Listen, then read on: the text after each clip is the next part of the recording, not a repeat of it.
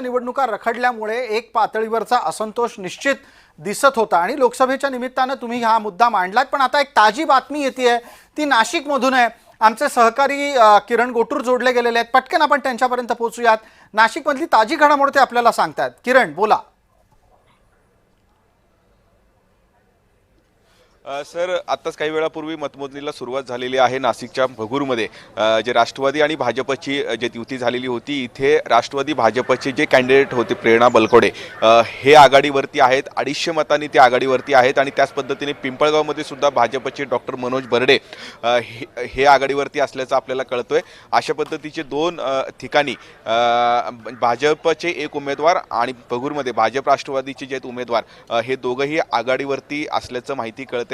नाशिक जिल्ह्यामध्ये 11 नगर परिषदेच्या निवडणुकीसाठी मतमोजणीला सुरुवात झालेली आहे आणि काही ठिकाणी महायुतीमध्ये अनेक जे पक्ष आहेत ते आमने सामने आलेले होते। पण आता भगूर मध्ये राष्ट्रवादी भाजपचे उमेदवार आणि पिंपळगावमध्ये भाजपचे जे उमेदवार आघाडीवर असल्याचं माहिती मिळत आहे। बिलकुल किरण, आपण जोडलेले राहा। याच निमित्तानं एक मुद्दा आणखीन उपस्थित करतो। इथे तुमच्या इथली लढत ही नक्की कोणाकोणामध्ये आहे? तिथे महायुतीच्या अंतर्गत संघर्ष कसा आहे आणि मवियाच्या अंतर्गत संघर्ष कसा आहे ते पण सांगा किरण। सर महायुतीमध्येच अनेक ठिकाणी नाशिक जिल्ह्यामध्ये 11 नगर परिषद निवडणुका आहेत। अनेक ठिकाणी महायुतीमध्येच संघर्ष आपल्याला बघायला मिळतोय। महाविकास आघाडीने फार काही ताकद या नगर परिषद निवडणुकीसाठी लावलेली नाही, अशा पद्धतीचं चित्र आपल्याला या निवडणुकीमध्ये बघायला मिळालेलं आहे। फक्त सिन्नरमध्ये उद्धव ठाकरे गटाचे जे उमेदवार आहेत हे आता आघाडीवरती आहेत। फक्त सिन्नरमध्ये महाविकास आघाडीने जोरात ताकद लावलेली होती, कारण खासदार राजाभाऊ वाजे यांची प्रतिष्ठा इथे पणाला हे लागल्याचं आपण बघितलेलं आहे। आणि आता उद्धव ठाकरे गटाचे उमेदवार जे आहेत चोतवे हे सिन्नरमध्ये आघाडीवरती आहेत। माणिकराव कोकाटेंनी सुद्धा इथे मोठी ताकद लावलेली होती।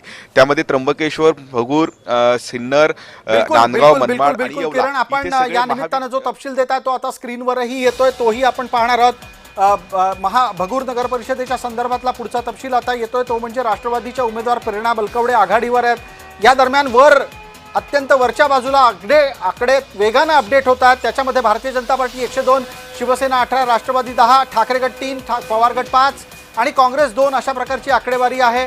आकडेवारीच्या अनुषंगाने तुम्हाला स्क्रीनच्या खालच्या बाजूला सुद्धा नवे आकडे समोर येतात। तळेगाव दाभाडे इथे भाजपा 9 आहे, इतर संख्या बदलतीये। राष्ट्रवादी 10 आहे। पन्हाळ्यामध्ये उद्धव ठाकरे गट हा 3 पर्यंत पोहोचलेला आहे। संख्या बदलतीये, वेगाने आता माहिती येणार आहे। मी पटकन प्रकाश गाडेंपर्यंत पोहोचतोय। प्रकाश गाडे,